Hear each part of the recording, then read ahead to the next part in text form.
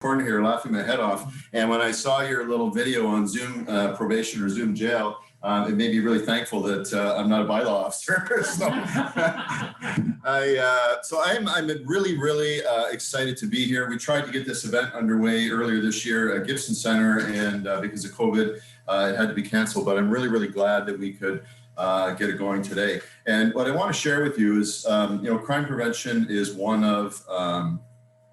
thing that is really important to me.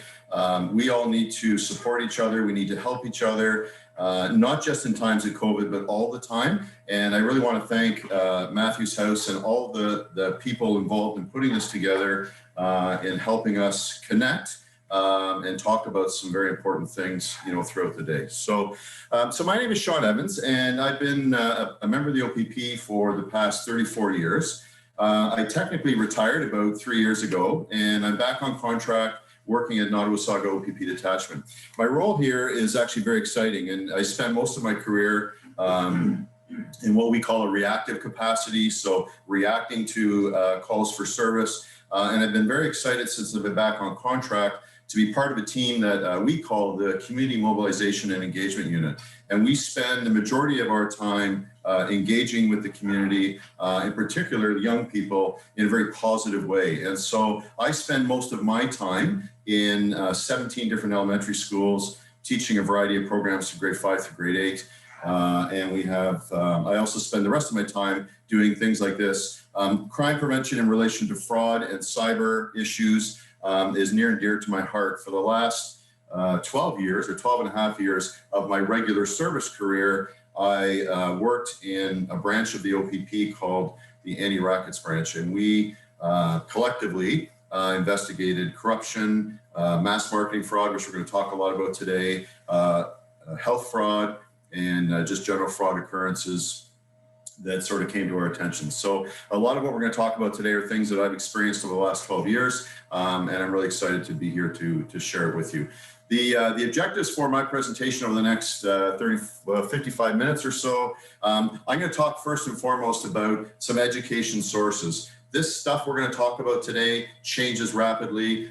Things are constantly on the move in the technology world. And so I will draw your attention to some places that you can get current information and help you. We're going to talk about some current trends. So what's going on right now in relation to fraud, mass marketing fraud, and cyber issues. We're going to talk about vulnerabilities. So what is it that we can do to identify where we're vulnerable, and most importantly, what we can do to sort of help ourselves and others on the prevention front. And then we'll finish off talking about some of the more common scams, what's interesting about mass marketing scams. And so what you'll hear me use the term mass marketing scams quite frequently. And what I'm referring to are all the emails and the phone calls and the things that we get each and every day collectively, which defraud Canadians of a mountain of money, every single year. And while the frauds, the scams kind of change in their theme, there's some very common trends that happen. So these scams have a rebirth on a regular basis, but they all are kind of the same, and we'll talk about them.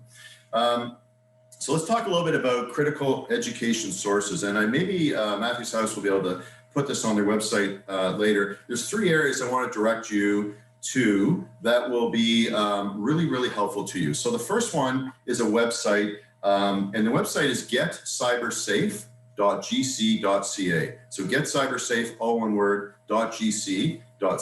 The .gc is Government of Canada, and so this is a federal website. I go on this website at least 2-3 times a week. Usually when I'm sitting having my morning cup of tea, I'll sort of quickly go through it and just see what the current trends are. If you are somebody that needs to brush up or maybe educate yourself a little bit on how to protect yourself, where you're vulnerable, what the current trends are, you're going to find it on this website. So I urge you to sort of tuck that into your favorite folder at least once a week. Check it out, see what's on there. It really helps to inform. I like to go on and search different subjects. There may be a subject I'm not really strong on. You're going to find information on there that will help you sort of improve your education when it comes to technology. The second website I would like to draw your attention to is the Canadian Anti-Fraud Centre. And so the website is antifraudcentre, all one word, .ca. What's really exciting, and I'm going to talk in a few moments about the Anti-Fraud Center and sort of what they do. But what I'm really proud to say that it was actually started by the OPP. A lot of you may be familiar with the term phone busters. And when the Anti-Fraud Center first started, it was an OPP project called Phone Busters. It was so successful that it branched out. It is now a federal entity or federal program. And we run a partnership with the OPP, the Competition Bureau, and the RCMP. The entity itself, the Anti-Fraud Center, is located in North Bay, staffed by some amazing volunteers that do some incredible work. And I'll talk a little bit about that today. But on that website, you will constantly see updates about what the current trends are. So if there is, their primary objective at the Anti-Fraud Center is to collect data, analyze it, kind of crunch it down to, what the current trends are, and then educate the public. And they do a really, really good job on their website of doing that. The last thing I would like to draw your attention to, in this presentation, I used to talk a lot about digital privacy. And digital privacy is a really important issue to me. I spend a lot of my time talking to grade 7 and 8 students about digital privacy and how it affects their lives today and how it might affect their lives in the future. And I've sort of taken a piece out because I've actually found a recent source of information that does a much better job than I could, at articulating the concerns around digital privacy. And for those who have been on Netflix, there's a fairly recent edition on there called The Social Dilemma. And if you have not had a chance to watch it, I would really urge you to watch it. It's about 90 minutes long. You will see a lot of subject matter experts on there talking about all of the common social media apps that you are using. I think you'll find it quite interesting what they say about those apps and the kind of information that they're collecting on us and how they're kind of influencing us. So those three things will really help you educate and stay up to date, more importantly, because it changes so quickly. I want to talk really quickly about why I think crime prevention is so important. I spent 13 or 14 years of my career investigating frauds. I can share with you that of all the offenses in the criminal code, frauds and mass marketing fraud in particular it's one of the most difficult offenses to investigate and prove. And there are a number of reasons for that, primarily because now with cyber technology, we rarely meet the person face to face. So you are exchanging a communication with somebody, you don't even know who they are. That's the number one problem. The second problem is jurisdiction. And so we have found that a lot of the offenders who are committing these mass marketing frauds do not live on our sovereign soil. And so they live in some other country. And it's very, very difficult as a police officer in Canada to gather evidence and records and data and information from other countries. There is a legal process for that. I won't bore you with the details, but it is very laborious, it is very slow. It can take us anywhere from 6 months to 2 years to get information from a foreign government, so it's very slow. The last thing really that is complicating investigations every single day is cloud-based technology. And so for those of us who are using apps, a lot of the data is being stored in the cloud on a server. It's somewhere else in the world. And the difficulty is that there is no easy way for a law enforcement agency in Canada to access that information. And a lot of the apps that we're using now to communicate, instant messaging apps and so on, that are all cloud-based, there are no rules about retention of data. People can delete, conversations very, very quickly, and it's not recoverable. So it's very difficult. So for all of those reasons, that's why I spend a lot of my time doing what we're doing right here today to make sure that we prevent people, hopefully, from falling victim to these crimes instead of having to try and investigate, when it's already happened. I want to give you a really quick snapshot. You'll see a lot of this information on the websites that I provided you. But we kind of monitor the current trends and how many people are reporting mass marketing frauds and what the dollar amounts are. They're actually starting to collect data on COVID-related mass marketing frauds. And so far, basically since March 6th, kind of the start of March break, up until today, over 5,000 people have reported to the Anti-Fraud Center some type of mass marketing fraud. $6.2 million has been lost by Canadians to COVID-related scams. And they're the same scams that we see. They just have a certain twist to it that relates to COVID, maybe selling of personal protective equipment and so on.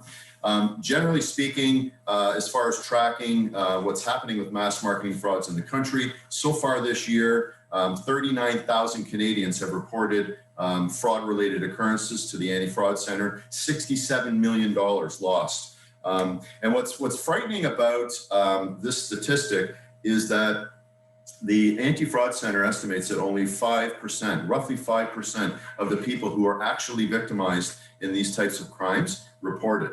And if you take a moment and if we were together in a room, I would ask you, why do you think that is? Most of you would probably say because of embarrassment. And that is the number one reason why people do not report it. And I like to spend a lot of time when I speak to people who've been victimized or speaking to groups, really encouraging people to not fall into that pit hole of embarrassment, because these fraudsters are very sophisticated. They know what they're doing. They're very technologically savvy, and they are victimizing people of all age groups, all education backgrounds, gender, doesn't matter. They're very good at what they do. So we would prefer you not be embarrassed and you reach out and you get the help that you deserve and that we all need. Of all the scams, we're going to talk about some of these scams towards the end of the presentation. The number one romance scam right now in relation to social media is what we call the romance scam. And I'm going to talk about that shortly. So far this year, over $13 million has been lost in relation to these types of scams. We currently in our detachment have had over $500,000 lost this year in 2020 in relation to romance scams. And we'll talk about that shortly. All right, so so what we do as a police agency is we have a number of crime prevention initiatives that I'm involved in, that we're trying to sort of get the message out and educate people. One of the things we do is a community newspaper. If you're in the area of around New Tecumseh, you will have maybe seen this publication. Inside, we have 2 full pages in there that talk about all the things we're going to talk about today. I brought some extra copies here to Matthew's House Hospice to leave.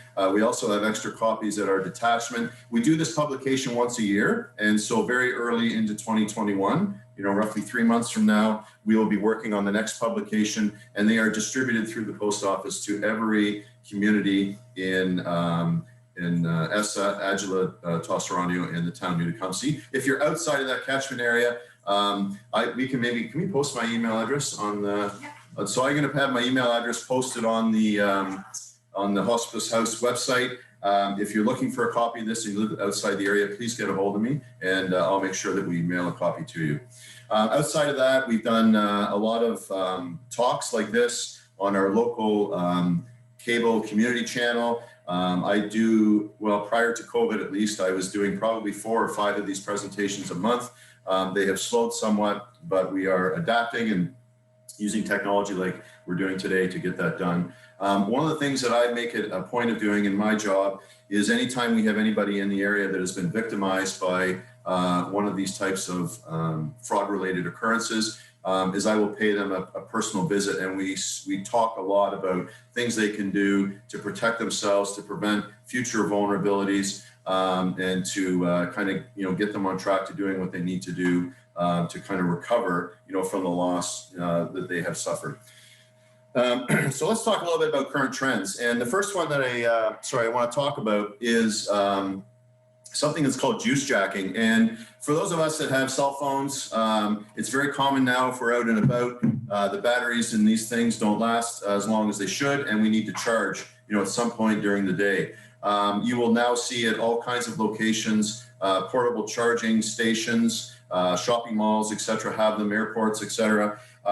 Very, very concerning about using these devices. Fraudsters have found a way to manipulate them. The charging cables that we use for our phones, there really are 2 types of cables, and it's very hard for the average layperson to figure out which one is which. One cable just charges, the other one charges and allows data to be exchanged on the phone. What should be in those charging stations is only the cable that allows your device to charge. Unfortunately, fraudsters have figured out a way to swap out the cable, and it allows them, if you plug your phone in to these publicly available devices, you run the risk of it being a data cable, which then allows them to upload pieces of software to your phone, which allows them to compromise and hack into your various social media accounts. So the advice is, on a prevention basis, is a couple of things. So first off, if you don't have to use them, don't use them. There's a lot of really good little battery packs now you can carry with you that will give your phone a full charge, or sometimes even 2 full charges. If you don't have one of those, at least bring your own cable and make sure your cable is just for charging only. If you're not sure, just pop into a local store that sells cellular devices and purchase yourself the cable that charges only. You can at least charge that into the public station, and then you're guaranteed that your data, is not going to be compromised. There's also a little device you can buy called a data blocker, which you essentially plug in to the bottom of your phone, and then you put the cable in it. That will also stop the data from being exchanged. We're not really sure how common this is, but it is something that is starting to become more prevalent, and it's on the current trend top watch list. The next thing I want to talk about on current trends is something that's called SIM card swapping. And if you're not aware of this, every single phone has a SIM card in it. There's usually a little tray that pops out. The SIM card is a little white card, and it has a gold little shape on it that kind of looks like your bank card. That is the connection between your phone number, and your cellular provider. And for those of us who have had our identity compromised, so your name, maybe your phone number, your address, your date of birth, email address, hackers have now the ability to go into a cellular store and pose to be you and say, oh my goodness, I lost my phone, I need a new SIM card. And they have been very successful at getting new SIM cards issued. They put that SIM card in another phone, and they have essentially just hijacked your phone number. And once they do that, your cell phone will immediately stop working. That's the first clue to you. This is a very hard one to prevent, but the first clue to you is you no longer have cellular transmission on your device. Should that happen to you, you need to immediately contact your cell provider and start taking steps to see what's going on. If they get access to your SIM card in another device, they can then use it to get into things like Facebook, other social media accounts, and go through the process where I lost my password. They will send the new information to your phone number, which is now in their phone, and allows them to access your social media and use it for reasons which we'll talk about shortly. So again, something that is starting to become more frequent, very hard for us to prevent. The biggest thing for you is to, if your phone does stop working, is to get a hold of your cell provider. There are 2 things you can do, which I'll talk about in a moment, to help minimize this. One of them is called a dedicated security key. And so the device you can purchase, I think they're about $50. It kind of looks like a miniature key fob for your car. It goes on your keychain. It's wireless, so it communicates with your phone via Bluetooth. And what it does is, if you're going to access, for example, your banking, or you're going to access one of your social media accounts, that dongle has to be in your possession when you log in. So the 2 of them work together, and that allows you to have a secure access into your whatever app you're getting into. Without the dongle present, if you've got it set up, a hacker could not get in as long as you've got the dongle. So that's one option. The other option, which helps, is something that we call, or is called, two-factor authentication. Almost every app now has this up and running. The banks have this up and running. Unfortunately, as technology users, we get a little bit, I hate to say, but lazy and complacent. And, we don't like to take a few extra steps to log into things. And the problem when we do that is we leave ourselves vulnerable. So what two-factor authentication is that when you go, let's say I'm going to log into my bank, and I'm logging in, the bank will then send a message, right, to my cell phone via my cell phone number, which I have provided them. And then I have a code, which I then have to enter in. So the first factor is you typing in your username and password. The second factor is the code that the app sends you. It's not foolproof, but it certainly is a nice extra layer of protection for those people who are using a lot of different apps. So if you're not using two-factor authentication, there's some really good information about it on getcybersafe.gc.ca. Please educate yourself about it. And I would encourage you to use it for any applications that you're using on your devices. I want to talk for a moment about something that really started to trend just prior to COVID, so around Christmas of last year, and it is really increasing exponentially. It's called social engineering and spoofing. And I want to share with you a personal story. This happened to my daughter, and I have her permission to tell you, but this is really the best way for me to communicate to you what happens. And usually this event starts with social media. And so what happened to my daughter is she was on her social media about 8 months ago, and she got a message through social media from one of her friends. The message was a little bit out of context to what they normally talk about. She looked at it, didn't really make sense to her. She just kind of shrugged her shoulders and off she went. A couple of weeks later, she got a phone call from a gentleman, and the gentleman said that he was working for an investigative firm, and he proceeded to tell her that her identity had been compromised, that a bunch of fraud had been committed in relation to credit cards and purchases in her name, and that this situation needed to be investigated.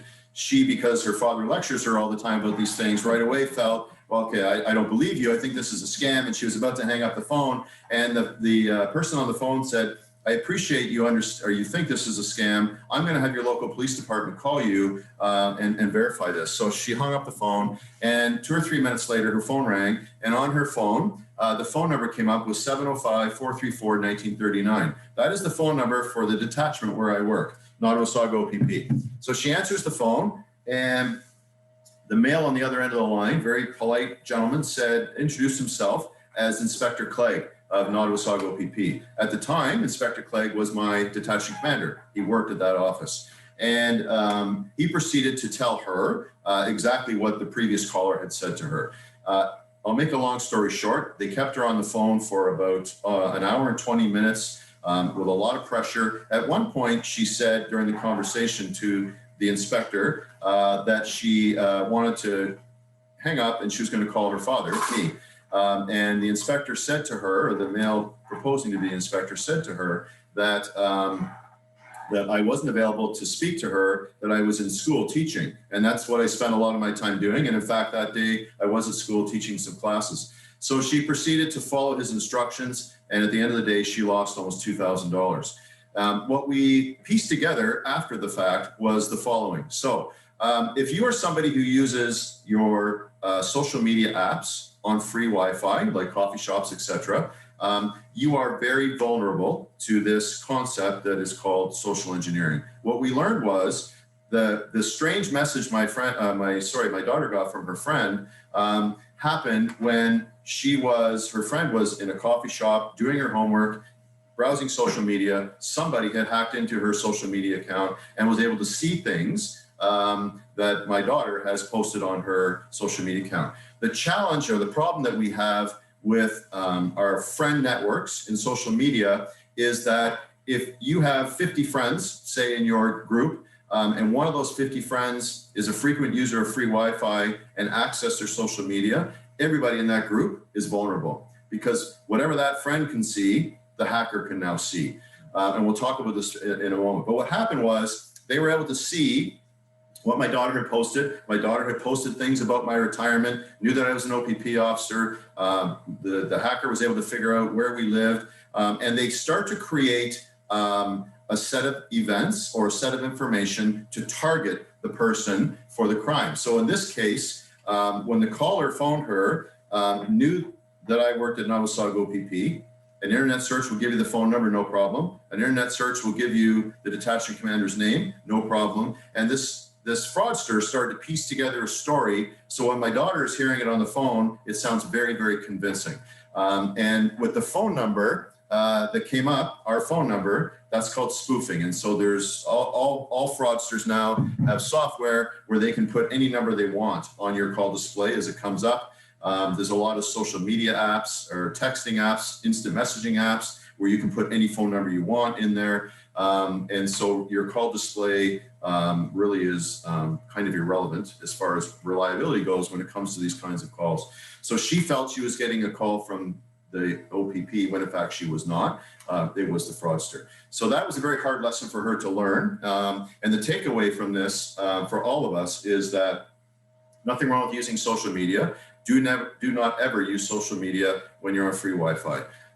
If you're on free Wi-Fi, have those apps closed. And when you get back to a secure network, so something that like your home or maybe a workplace where you have to enter a password, that's the time to access your social media so you don't fall victim to this. Hacking into social media is the #1 rising trend right now in relation to identity theft and how people are gathering information to then target us, for these social engineering kind of crimes.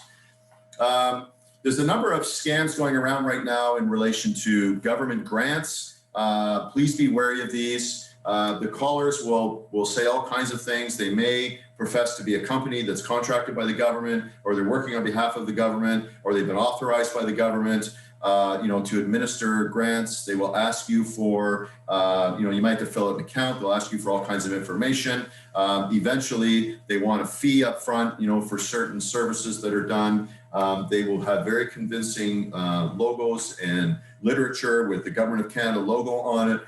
Please, please, please be wary. The government does not issue grants this way. You never have to pay money up front to get a grant if you're actually getting a legitimate government grant. And so you really need to be wary of anybody offering a service to access you to grant type money. The prize scam is something that has been around for a very, very long time. It seems to have recently resurfaced in our area and other areas of the province with a new twist on it. And so the prize scam, if you're not aware of it, usually is an unsolicited communication, might be by text, might be by email, might be by phone, might be by mail. You won something, isn't that wonderful? The only problem is that you have some upfront fee to pay in order to access your prize. The new level that they've taken is that we had a couple of victims locally here who the fraudster actually said to them, there were some transportation issues with the victim. They couldn't get to the bank. They actually sent a limo around to the victim's house to drive them down to their local bank to get the money out and wire transfer the money, to the fraudster. And this happened on 2 occasions. So that is a new thing that we have seen, where they're actually that close communication, where they'll actually send somebody to pick you up and take you down. The thing to remember with all of this, any of these prize-related scams, you never have to pay money up front, when you have won something. Lotteries have very specific rules about them. If you've ever been in a situation where, let's say, a retail store is giving away, a really, really nice prize of some kind, you will always see somewhere on the bottom there that no purchase necessary, right? That's because there are rules around not having to pay money up front, to access something that is deemed to be a lottery or a prize. Any lotteries that occur outside of our country, so say in the United States of America, you had to have been in the United States of America and purchased a ticket in order for you to be eligible. So if you're getting communication, from somebody saying that you won, something from Florida or some other state, please be wary of it. If you don't recall buying a ticket, it probably is a scam for sure. The mystery shopper one is also kind of recirculating, and by mystery shopper, this has been around for a very long time. Again, there's all types of communication where they will try to contact you, but ultimately what they want you to do is they will send you a check or a bank draft or a money order. They want you to deposit that bank draft into your account, and then they have things they want you to do. Maybe you need to go out and shop at a certain store, or you may want to do they may want you to do a review of the service you get, at a certain business. And they want you to send money to them to verify, certain transaction. The problem with all of these mystery shopper type scams is the original document that they have sent you, the bank draft, the check, the money order. You put that into your account. The way bank processing works, it could be upwards of 7 days before the banking system identifies that it's not a legitimate document. They put a lot of pressure on you the fraudster put a lot of pressure on you in the first couple of days to send your money and do what they want you to do. And by the time you realize and your bank realizes that check they sent you was fake, the fraudster's long gone, your money is gone, you will not be reimbursed that money from the bank. That is something that you've done on your own. And so please beware when you're getting checks in the mail from entities or people you don't know, like just, shred them. They are not something you should be depositing. And certainly if you deposit it, you never, ever, ever want to send money until you know that document is cleared through your bank.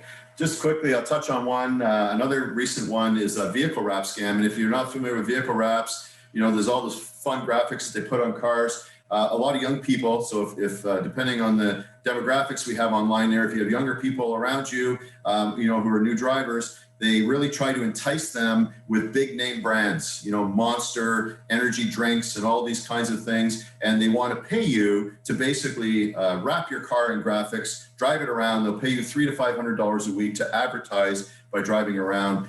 Where they get the fraud comes in is that they want you to send money to a graphics company and make an appointment to bring your vehicle in. The money you're sending for that appointment is the fraudulent transaction. So there is no graphics company. You will never get the graphics. It's just a new way of getting you to send money under a different sort of scam. Rental scams are something that have recently surfaced here in a lot of areas. Interestingly enough, a lot of people, when I talk to people, a lot of people think these types of scams are more targeted towards seniors. And I can tell you that is exactly not the case. Just as many seniors, as middle-agers, as 20-something-year-olds are victimized in this country every single year. There's no differentiation between the number of scams and the dollar loss in all of those age groups. This one in particular, the rental scam, seems to be targeted towards younger people, maybe in their 20s, looking for their first apartment. They rent the top of the house or the bottom of the house. And because young people are so used to doing stuff online, generally what happens is they see a house online or an apartment online, they want to rent it, they communicate with the landlord sends them an application, they fill out the application, unfortunately giving all kinds of personal information in that application. The landlord says, I need first and last month's rent. Here's where you send it. As soon as I get first and last month's rent, I'm going to courier the keys to you. The rent money gets sent, the keys never come. And this is happening with quite alarming frequency. It kind of goes without saying, but I think if you're looking at renting an apartment or a house, you probably should go see it first. And unfortunately, people are not doing this. So, the way to prevent this is to go see the apartment or the house, make sure it's available, get a tour of the house, meet the landlord. Before you ever sign a contract or give any personal information, make sure you're comfortable, with the transaction and the circumstances around the property. And you certainly never give first or last month's rent until you're satisfied, you've got a really solid transaction. The lesson here is to rely less, on technology and more on getting out and actually seeing the place yourself to satisfy yourself. So I want to talk a little bit about vulnerabilities. One of the areas we're still very vulnerable is in emails. And anybody who's still using emails socially, you're getting emails from friends with attachments and all kinds of things on them. This is the #1 way to get viruses or what we call malware onto your device. So viruses can infect your entire social network group and cause all kinds of problems with your device. Spyware or malware is a whole different game. It's designed to, it can do things like copy your keystrokes. It can function in the background and see actually what you're doing. So when you're doing online banking, it can be functioning in the background and learning your username and password and all these things. So really, really, really be careful with email. I generally, even if you're getting email from friends, the problem is when something's been forwarded and you're not sure of the origin of the content, especially have an attachment or a link, right, in the email, do not open it. Save yourself a lot of grief. Just delete it and tell your friends just not to send you that stuff. If it's important, call me. The minute you click on links or open attachments, you really leave yourself vulnerable. Banking and financing, is another huge vulnerability. So a lot of us now are doing banking online. I do banking online. I want to share with you, sort of my perspective on. I think we're going to have a presentation later today, I think, about some online banking. A lot of people are doing mobile banking, with their devices. So here's the problem. I choose not to use apps for banking. I use the bank, the email address for the bank. And I use my computer at home when I'm on a secure network. I do not use my cell phone or tablet. And here's the problem. When you have, so if you're at home and, for example, you're on a tablet and you have multiple windows open in your browser, if there is malware or some kind of spyware that's been embedded on your computer, it can be functioning in the background. And when you open up your banking app or you're logging into your bank, if it's functioning in the background, that's where you're really, really vulnerable. So a couple of really important things to remember is to, one, close all those other browsers. Make sure they're all shut down. Just like you're first opening up the web browser and there's nothing else there. Avoid auto fill-in. So we love easy ways to do things, right? And so anytime it says, oh, do you want to save that? Save your credit card number, save your username, save your password. Do not do that. Enter them in all the time yourself. Take the extra 4 seconds and type it in. With banking apps in particular, with online banking, not apps, what I prefer to do, I bank with a local bank here. I will go on and I type in the search my bank, the brand that I bank with. And when you're on their website, you will see a little lock up in the top of the browser, it'd be the top left corner. You'll see what looks like a little closed lock. When you have that closed lock and you see, for example, td.com, you know that you're on their secured network. The problem with banking apps, as I understand, is that a lot of them can create a fictitious app can function in the background. So you start off on a legitimate website or a legitimate app, and you end up clicking on something that takes you to the fraudulent one that looks very similar or the same as the one you're using. And that's where we get ourselves into difficulties. So I like to close everything down, get in, do your banking, close that down. For those of you that are doing online banking that way, a really good thing to do is once you're done your banking is go into the cache, so your browser history, and delete it, get rid of it. So that every time you're in there, it's gone and it's out of there so people can't see if they do happen to hack in.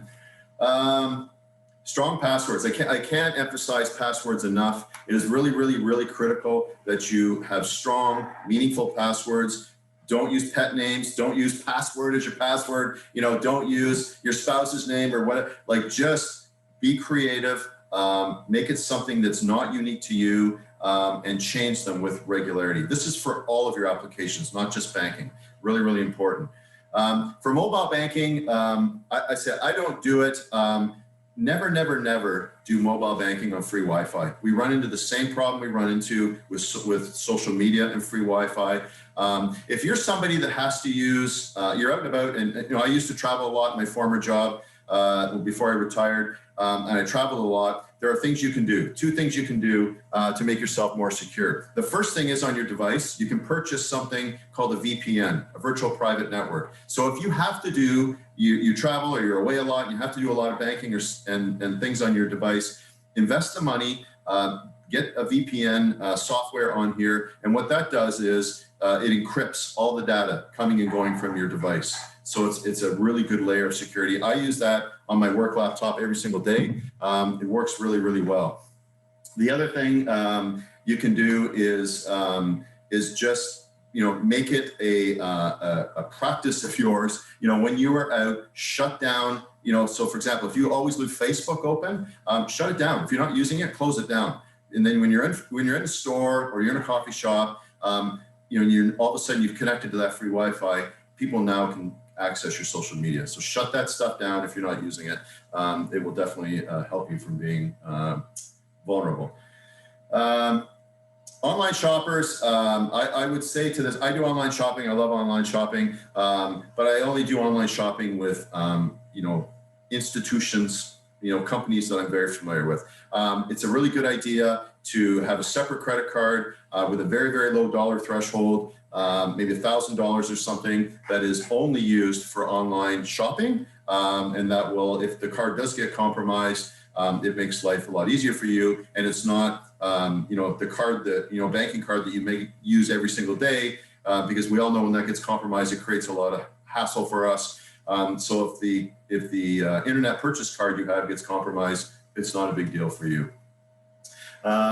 Digital video, one of the second, I guess maybe the third most significant way people are getting viruses onto our devices are free downloads. And so for people that scour the web looking for, the newest movie or song releases, etc., and we want free downloads, they embed them in those files, and that gets the software on. Nothing wrong with using, name brand streaming services for movies and music and all those things. Fantastic. Pay the money for the streaming. Don't get yourself into the free downloads. So I want to cover off what I think are the 16 kind of top tech tips that will hopefully help you. You'll see a lot of this information on the websites I told you. So number one is don't be a person who has 15 apps open all the time. Close them down. If you're not using them, close them. If they're closed and you're on free Wi-Fi, you're not vulnerable that way. Password management, please make this a practice. Change your password regularly. At work, I'm forced to change my password every 3 months, right? A new password. Make that a habit of yours. Two-factor authentication. We didn't have a lot of time for me to explain it on the website. The Get Cyber Safe. There's lots of information on there about two-factor authentication. You can do this with all of your apps, social media, banking. Please make sure you do it. It takes literally an extra 8 or 9 seconds to probably log in, but it will be well worth your while, I promise you.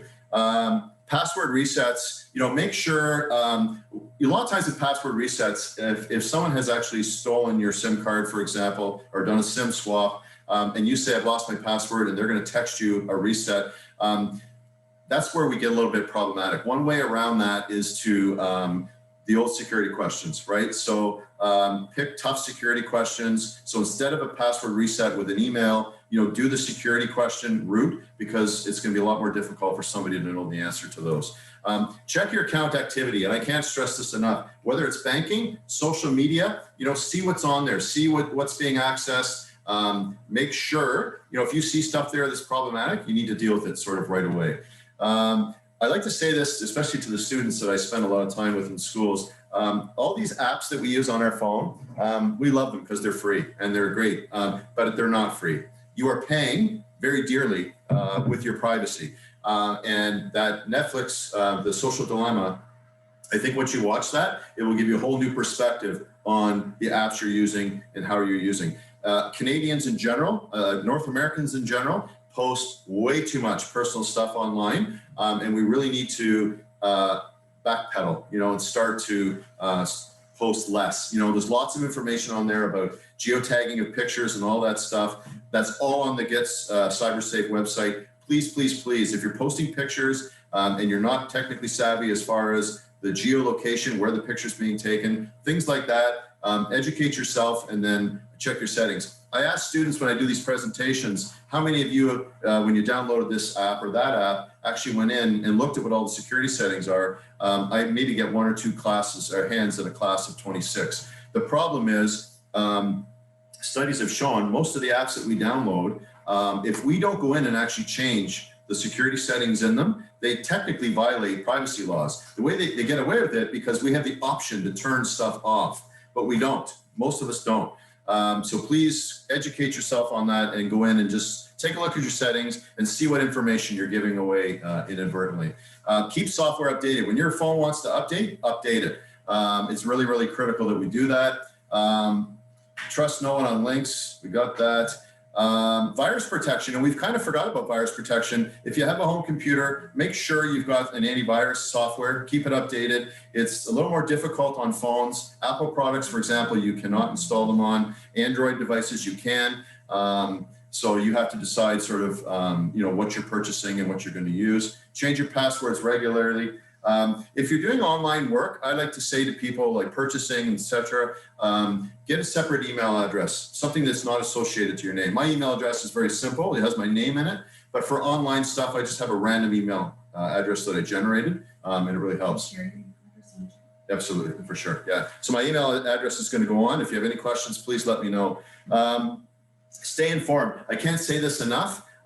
Educate yourself. Make it part of your weekly routine to go on those websites that I told you and just take 5 minutes and read through. You will always see, as soon as you open them up, what the current trends are, right? And you can have a quick look while you're drinking your morning coffee. It will really help you. And as Deborah said, a little bit each day. So if you read something and you learn something, go, oh, okay, I didn't know that, right? And I'll try that. And that's really good. It's really good to every day to just kind of look and see what's on there. It might help you. How much time do we have left, ladies? About 10 minutes. There's no questions coming through on the chat. I want to talk just for a couple of minutes just about some of the scams. The romance scam is something that is the #1 scam out there right now in using social media. Listen, there's absolutely some of us, no problem at all. I think Deborah talked about it. We meet people online. There's all kinds of dating apps, etc. There's nothing wrong with that. The problem is you need to be very, very, very cautious. Romance scams essentially are in place. There are people that will spend months grooming an online relationship, making you feel that you're so special and wonderful, and their intent is ultimately, at some point, they're going to be asking for money. We have people in our community, in every community, that have lost hundreds of thousands, tens of thousands of dollars in these transactions. I cannot tell you enough. Be wary. There's nothing wrong with using them, but when they start asking for money, the red flag needs to go up immediately. When they say to you, well, I'm in a different country or I'm in a different province and I'd love to meet you, but I can't, the red flag should go up. If somebody doesn't want to meet you after spending weeks and weeks and weeks talking to you online, that's a big problem. So use your common sense. Your gut, your inner feeling is going to say to you, something's not right here. But a lot of us, they capitalize on people that are sometimes lonely and they're looking for companionship. And it's one of the most heinous crimes I frankly have seen, with the way they take advantage of people on an emotional level. So the best way to protect yourself is just to be cautious and move very slowly and ask a lot of questions, and have sort of a analytical, judgmental view of the conversations that you're having. The emergency scam is still alive and well. This has different forms, but essentially, this is where social engineering has become a real problem, because the emergency scam used to be, for example, a girl would call and say, oh, hi, grandma. And then they would try to trick the person into thinking it's a granddaughter. Now with social engineering and hacking into social media, they're actually targeting people. So now they'll phone and say, hi, grandma, it's Debbie, right? And grandma knows that her granddaughter's name is Debbie. And knows that they go to university, maybe in London and so on and so forth. And they are targeting your personal information that you posted online to convince you that this emergency is real and that money has to be sent. And I can assure you there is no emergency where money has to be sent right now.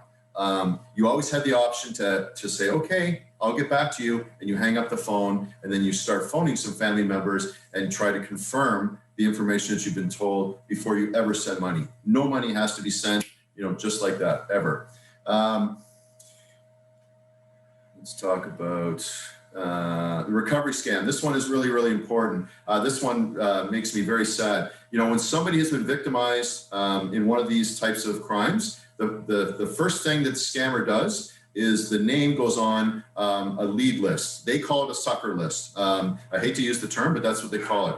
And they sell that list to other fraudsters. And what happens is you will start to get phone calls from people saying, oh, we've just arrested somebody. We've recovered a whole bunch of money. We're going to get your money back. And the person is so excited, that they may get their money back. But of course, you need to pay an upfront fee. And when I go out and I visit people who've been victimized, this is the first thing I talk to them about. Be very, very careful. You're going to get phone calls in the next day or so where this happens. I was literally sitting at a victim's dining room table talking to her when this happened. The phone rang, fake number, all those things, and the scammer was proposing to be a recovery. This was a recovery scam.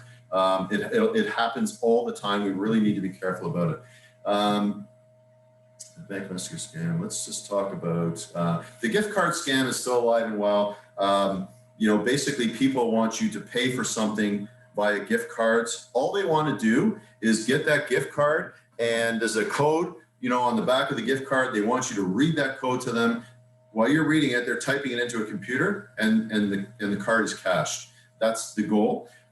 Never, never, never do you ever have to pay anything in gift cards. So anybody on the phone asking you to go out and purchase gift cards, and if you just don't do it, it'll never happen. For you people who are heavily involved in like Kijiji and things, selling things that are used, nothing wrong with that at all. What I encourage you to do, for the last 9 or 10 months, we have 2 parking spaces out front of our detachment for this reason. You'll see a sign there. And if you are doing exchanges with people, buying things, use things, selling things, never, never, never use your home address. If you can never have them come to your house, even better. You are more than welcome to come to our detachment, park in the front parking lot, do your exchange there. I guarantee you, if they're a fraudster and you say, meet me at Nottawasaga OPP, they're probably not going to show up. So that's a good layer of extra protection for you, and you never have to have these people come to your house. So please feel free. Any police station, you can do this. For the people that are local, we have 2 spots nicely designated just for this very transaction. The last thing I want to talk about is the Senior Support Center. So the Canadian Anti-Fraud Center, I spent a lot of time working up there, and they have 50 volunteers who are some of the most nicest people you will ever meet. And they work in what's called the Senior Support Unit. And their primary role is to support people who have been victimized in these types of mass marketing scams that we're talking about. They are there Monday through Friday, 9 to 5. I have, maybe we can post an image of this, but I have the Canadian Anti-Fraud Center card here with a phone number and the website on the bottom. And so you can contact the Canadian Anti-Fraud Center through that phone number and ask for the Senior Support Unit. They're there sometimes if you just need someone to talk to, if you need some reassurance, if you need some advice. They're fantastic. So please, please, please take advantage of that. And I've left some cards here at Matthew's house, but we'll post it online so you can see what it is. And I encourage people to keep that handy. Last thing I want to talk to you about is just when I talked at the beginning, about being there for others, there are some things that we can see or look for. A lot of people who get sort of caught in these scams are dreadfully embarrassed and they don't want to talk about it. So as friends and relatives and neighbors, you can see and watch for things that may be able to help you. So sometimes, when the phone rings, you might see them sort of drift away into another room. They want to talk in private. They may all of a sudden have money issues. They may kind of be a little bit withdrawn and sad. We need to ask questions. We need to talk to people. We need to help people so that if they do need assistance, then, we're there to help them. My email address is on the website.